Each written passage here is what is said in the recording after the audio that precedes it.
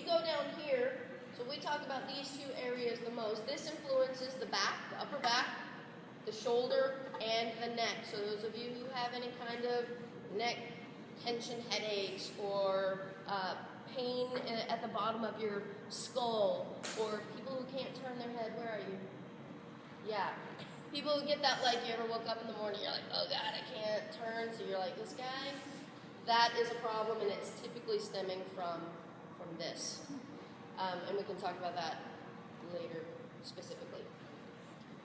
So once we come down into this zone, then we're talking about hip flexors, and we're talking about glutes, and then obviously this leads to low back pain. Low back pain, anybody in here? Or previous history of like disc herniations and sciatica and all of that. Yeah, lots of you guys. So, so some good ways to try and target and mobilize this area. Because if this inefficiency remains, then that just becomes a catch-22. In this position, if you spend 8 hours of your day, and we'll just use that as a general term, and then you go work out.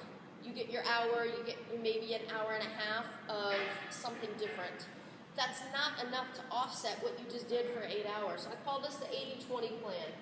You spend 80% of your time like this, whether it's you drove there like this, then you sat at work like this, then you went home driving like this, and then you sat on the couch with the remote like this.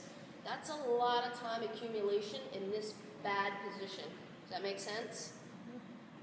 So you want a 50-50 plan. There has to be a way that you can offset that. And again, it's setting a little timer at work, 15 minutes, got to get up. Even if it's just for like 2 seconds, get up, get somewhere different than this.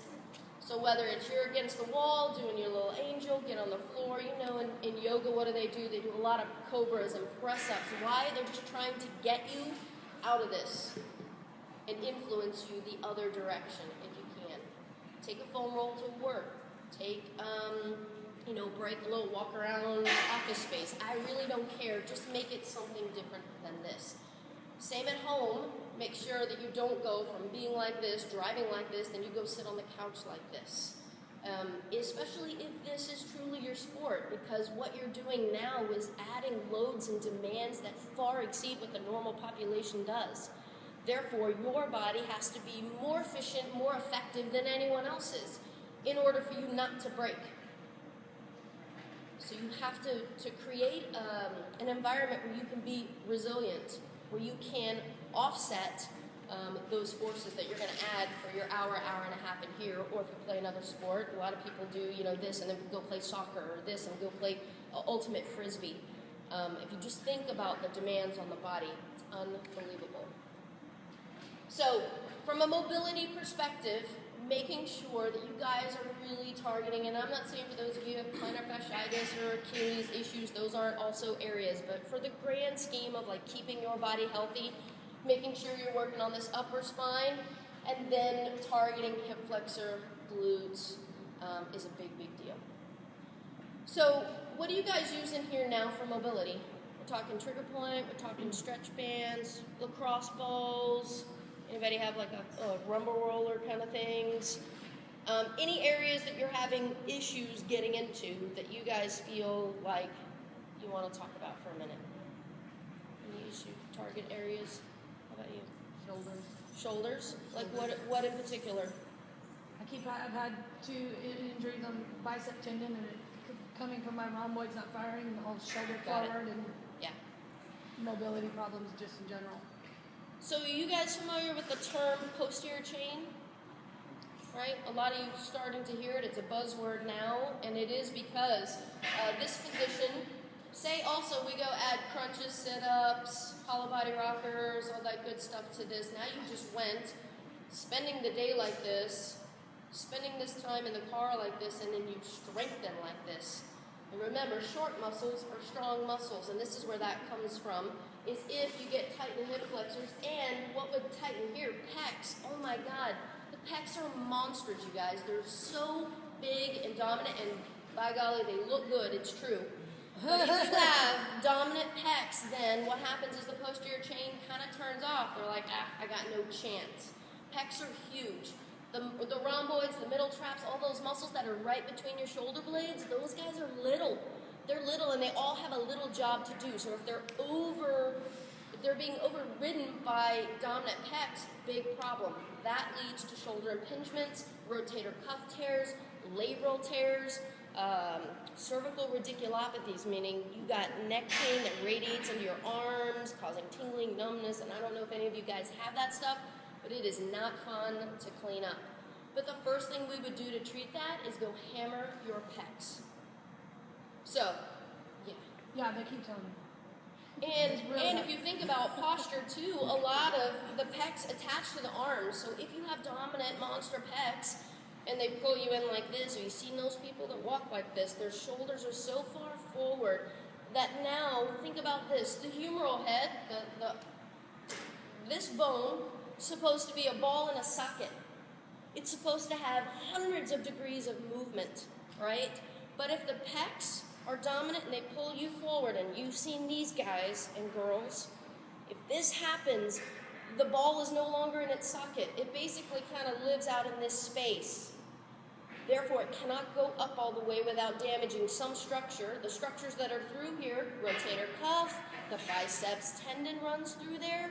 So if my humerus is seated out here, and then you're still like, oh, I got to do overhead squats, oh, I got to do a snatch, oh, I got to do whatever, pull-ups, you are just taking those structures and grinding them like a butter knife on a rope, right? So it's not the first time, it's cumulative over time. So it's important that you get this ball seated in its socket. And the only way to do that is to make sure the shoulders are back. The only way to do that is to make sure the pecs are not being monsters and dominant. Pecs are a hard thing to mobilize though. I mean, you're either on one ball on the ground or kissing the wall, or, and so one of the things we created was a way to get in there a little bit better. So make sure if you have pec issues, shoulder issues, stay. I would love to show you how it works and at least a way that you can kind of get in there. Cora's got pec issues. Definite pec issues. So if you can clean up the pecs and strengthen the posterior chain, so we're talking rows, we're talking all of the things that help influence the shoulder blades coming back, these shoulders going back, then you offset and mobilize and stretch the pecs, that creates balance. That gets you back into this 50-50. So it's not just about sitting to standing or sitting to laying and changing that position, but it is about making sure the front of you and the back of you are equal. Have you guys heard about the hamstring quad ratio issue where, if you're dominant in one of those muscle groups, you have higher incident of ACL tears or knee pain or whatever? Because the body truly is about balance. It's really about making sure that everything is working with its synergistic part, right? And making sure that something does not become dominant. And unfortunately, in my sport, hip flexors become dominant because I'm kicking all the time. So we have all kinds of problems here.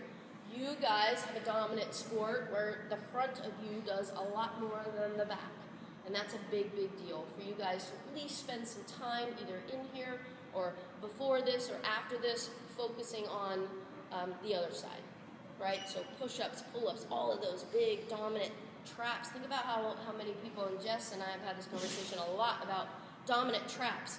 And those things get big, hike up, again, really, really influence how this shoulder works and how the mechanics and the biomechanics of it are affected by muscles, especially muscles that are strong and, again, dominant and tight.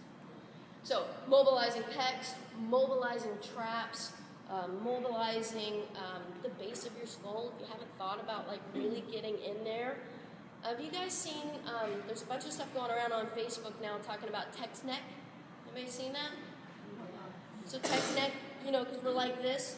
The thing about the head is, the neck is tiny. Those bones are tiny. Those muscles are tiny. Your head weighs approximately 10 pounds. But for every inch your chin comes forward, you add another 10 pounds to your head. So we're talking a watermelon on a golf tee.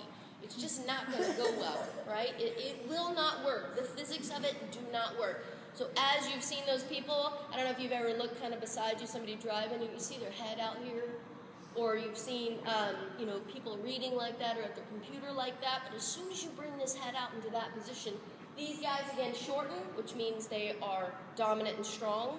these guys lengthen, which means they are weak, and now the head basically lives out here 20 to 30 pounds on a little tiny vertebral base with tiny, tiny muscles to hold that there. So that's where people start to get into, like I said, the pain down your arms, the headaches, the tension, the migraines, all of that good stuff. So if you haven't thought about mobilizing just the base of your skull or your neck, or trying to get yourself in a nice neutral position, especially if you're one of those people that works at a computer all day, that's a big deal, something you really want to target, and I feel like it gets missed a lot. People kind of bypass it. But I'll tell you, if you can clean some of these areas up, pecs, hip flexors, the neck, even your performance in general will improve, pain will be reduced, because the biomechanics of movement work better.